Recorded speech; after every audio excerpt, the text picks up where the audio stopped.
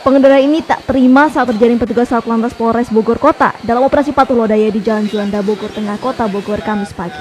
Pengendara ini bersikeras merasa dirinya tidak bersalah, padahal mobil sedan jenis Honda City yang dikendarainya itu telah melanggar aturan dengan menggunakan plat nomor kendaraan yang sudah dimodifikasi. Dalam operasi ini, polisi juga menindak sebuah kendaraan milik salah satu hotel yang warnanya tidak sesuai dengan surat tanda nomor kendaraan atau STNK. Selain merazia kendaraan pribadi, polisi juga menjaring sejumlah angkot dan motor yang tidak dilengkapi surat-surat kendaraan. Apabila kendaraannya tidak sesuai dengan spek seperti yang tadi dari hotel mana, antara STNK dengan yang ada di bodi tidak sesuai. Sehingga itu di pasal 288 di juntonya ayat 1106. Nanti itu ada aturannya.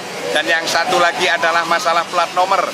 Di 280 itu ada menunjukkan kendaraan yang tidak sesuai dengan spek kendaraan dari kepolisian bisa ditahan, dan apabila tidak membawa plat nomor gantinya bisa ditahan.